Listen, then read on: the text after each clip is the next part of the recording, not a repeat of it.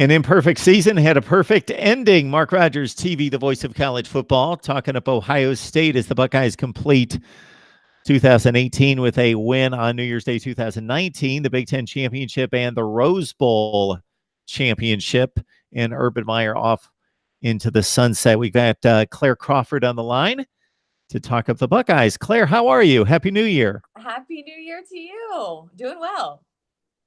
Absolutely. So it's only fitting that I have you on to give some perspective on more than just a football game and more than just a Rose Bowl, which is saying a lot because that's only been 8 wins for the Buckeyes in Pasadena since the beginning of time.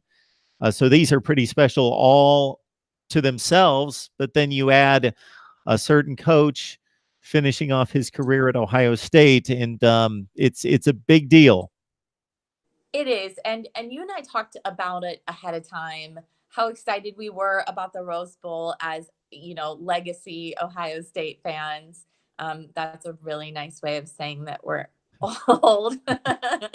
um, Legacy. I'm going to go with that in Legacy. the future. I'm going to I steal that think from you you. I like should. it. Legacy Ohio State fans. Uh, we were excited about Ohio State being in the Rose Bowl, and Urban Meyer wasn't just feigning his excitement. He really was. He had never competed in a Rose Bowl before, and obviously, with him being around college football for as long as he has, he was really excited to compete in this as well, and it showed. Obviously, watching it was a little bittersweet from a fan's perspective, and knowing that it was his time to move on, knowing that these last couple traditions we would see from Urban were going to be gone. So that was a little difficult watching it, knowing that there would be some uncertainty around the program going forward. In my lifetime, we really haven't had to face a whole lot of that. Um, a coach leaving on great terms. As a matter of fact, I don't think it's happened in my lifetime, a coach leaving on his own volition, on his own terms. I know for a fact it hasn't at Ohio State. So it's pretty special. And as much as I don't want to say I told you so for everyone who asked me if I thought Urban Meyer was going to be around, and I said no, and I got murdered for it. This is obviously not the outcome I wanted when I said that. It's just what I envisioned seeing going forward. So I didn't know what to make of the situation completely, and I certainly saw this as one of just a few options or possibilities, but you certainly pegged it way back in September. And as soon as you mentioned the coaching transitions that have taken place at Ohio State for folks in our generation, I did the quick scan. And yes, for football reasons, Earl Bruce, that final season, didn't live up to expectations for John Cooper. It was kind of a growing trend against Michigan and in postseason play. Woody Hayes was a 1 in a million type situation at the end of his legendary career. And Jim Tressel, of course, certainly won plenty, but was involved in an odd situation that many people call Tattoo Gate. So this is just a different, narrative that Urban Meyer got to call his own shot to a certain extent. At least he made the final decision, certainly was pushed in that direction by a number of outside forces and unfortunately medical and health reasons. for sure, and there are naysayers, and I'm sure plenty of non-Ohio State fans that love to watch Mark Rogers TV because you cover all of college sports and you do such a great all of college football and you do such a great job of it, that they will say, oh, he did this at Florida and he's leaving because of this or that, or he knows that sanctions are coming down the bend, and this is his easy way out. Well, I will say, just from a logic standpoint, not from a fan standpoint, that Urban Meyer would not stick around the program, which is what he plans to do. He's already has been slated as staying around in the program. He wouldn't do that to this team and to this university if he felt like him being there would have sacrificed the integrity of the program. So that's at least my answer to those haters.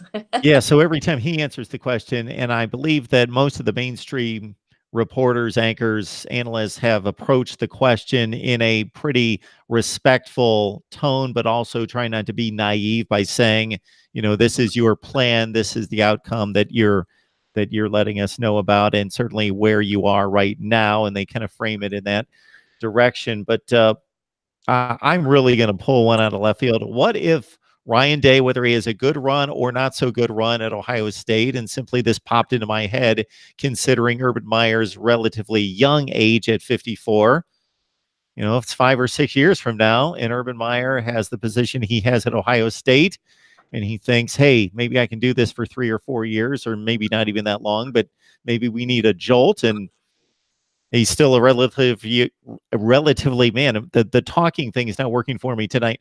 Relatively young man, and I don't know. That's boy, putting a lot of pieces in play to do that. But who knows? So I think the answer to your question is straight in front of Shelly Meyer. She's made it really clear she's done having her husband coach football, and I think he really sees the relief ahead of him. And who knows what a couple of years might do for him and his health, and taking some time off and getting to spend it with his family and his wife, and staying here and being part of the program. Maybe that'll be just enough to kind of limp him along. But I don't see that happening. I almost hate, even though I'm in the business of doing this, that there has to be some sort of a greatest ever label placed on every category of coach player in whatever sport. And then if you're not considered the greatest, then who cares? Or that's the viewpoint from a lot of people out there, that they'll also always attach it to whomever they believe has accomplished more. Right now, that would be for the general college football population, just because of sheer championships, Nick Saban. I pointed out to a lot of people on social media through the course of the game, before and after, that there's a lot of context that needs to be given to that, especially in the college football world, where championship opportunities are selected and not necessarily earned completely.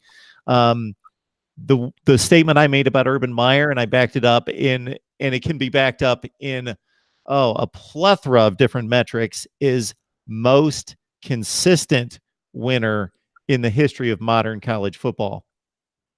I watch Mark Rogers TV, and it goes all the way back to Newt Rockne, where everyone was in black and white. Thank you. You're welcome. And I think, we talked a little bit about Urban Meyer's legacy, and it's what his legacy is going to look like. And I talked to Rachel Baribeau about it as well. And she said, what is Urban Meyer's legacy going to look like? And at the time, my best answer was complicated. But as you see with how Woody Hayes' legacy has turned out, and what fans think of him, and obviously the context around his departure also needs to be put in the context of the era.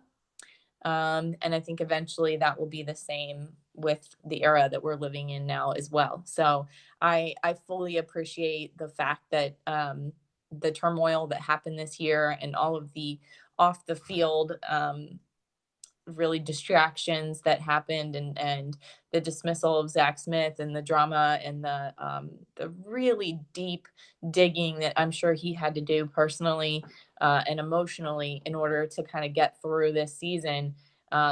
I think a lot of that will be a smaller and smaller ratio factored into his legacy going forward.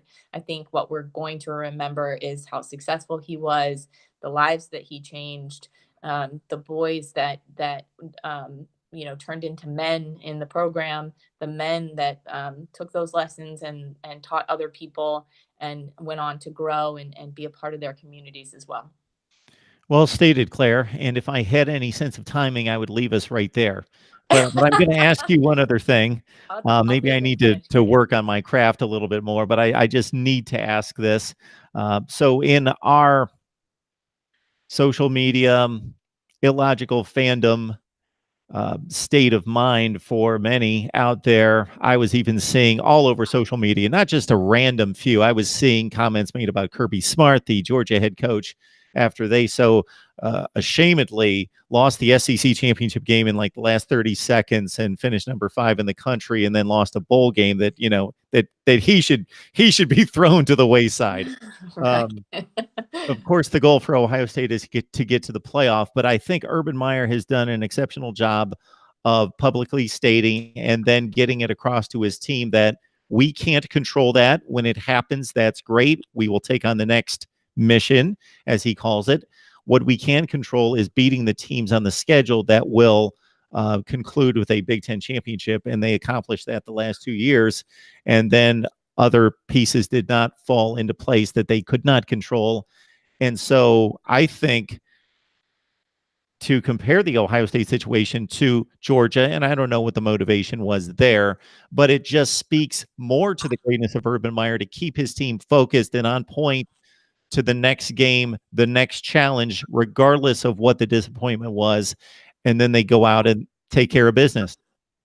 In all reality, that's how really successful people look forward to any goal, long-term or short-term, is that you make small goals that lead up to that bigger goal. Whether, and since we're in the new year, we can talk about resolutions. That's, if you have a resolution, if you have a goal in mind, that's how you accomplish it. You make smaller time sensitive goals, and that's how you achieve them. And each one of those goals is a football game for them. They've got to make it through another practice, they've got to make it through another game, they've got to make it through the Big Ten season, they've got to make it to the Big Ten championship. And everything else that's out of your control is wasted energy. It's the same thing with your goals in your life. Everything else that's out of your control is wasted energy. And if they've got their blinders on for beating the next team, and he's very disciplined. If you listen to him in press conferences, and it's tough to have reporters ask him questions, and he said, I'm just focused on fill in the blank, Purdue. It would be great to really know what's going on in his head. And we're all human, and I'm sure we let those things happen. But in order to really accomplish a big goal, you have to complete those smaller goals. And it's one of the many things that makes him a great leader. And Claire, considering what happened to Purdue, not just in the bowl season against Auburn, which was a complete annihilation, but elsewhere on the schedule versus what happened to Ohio State and what we know about the caliber of the two teams, that really just didn't happen, did it? It almost seems like that couldn't have happened. It couldn't have. And while we're on the note about Purdue, I'm not sure if you had mentioned it on a broadcast or not, but Tyler Trent did pass away yesterday.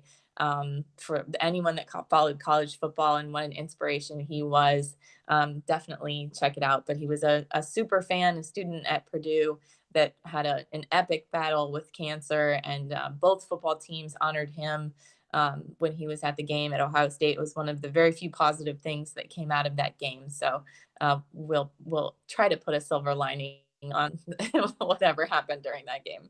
Yeah, no question about that. The young man was very inspirational to millions of people who heard his story and his brave march through life. We got Claire Crawford on the line, Buckeye Claire. And one last thing, Claire.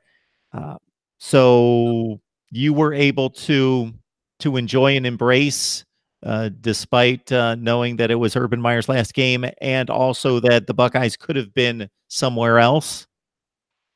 I was, because I'm not one of those but fans. I call them but, and I call people in my life but people. It's draining to think about what if, but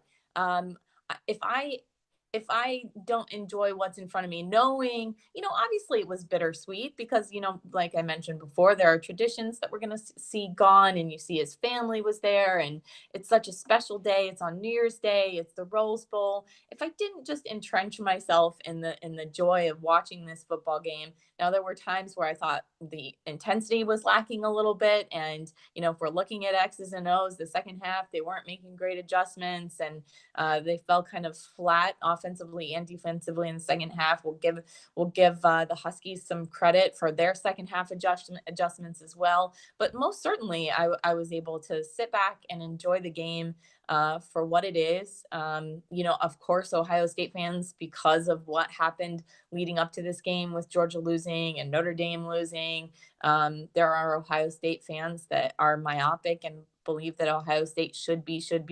And of course, I would have loved to have seen Ohio State in the playoff, but they're not. So I enjoyed them in their bowl game and the success of their bowl game, and watching Urban Meyer leave on a positive note. Urban Meyer's worst season at Ohio State, 11-2. His worst season in his coaching career in total, 8-5. Find another coach with a worse season of 8-5 in 17 years. Claire Crawford on the line. Just follow her on Twitter at Buckeye Claire, or certainly hang out here at Mark Rogers TV, the voice of college football. We try to track down Claire as much as possible to talk Ohio State football. And maybe soon, Claire, we can look forward to 2019 and what Ryan Day has coming back. I'm super excited. And next time you see me, hopefully I'll have my Christmas tree down. Yeah, I'm in that same place. My one excuse will be, for the past 2 years, my daughter's been in college. And so this used to be a weekend after Thanksgiving chore and little celebration decoration. But since she's been in college till near like December 20th, we get this thing up like the 22nd. So I'm going to leave it up for a little while. Same thing happened here. As long as I have it before we get to talk about spring game, as long as it's done before then, we're okay. There you go. Hey, Claire, thank you so much. Thank you, Mark. Happy New Year.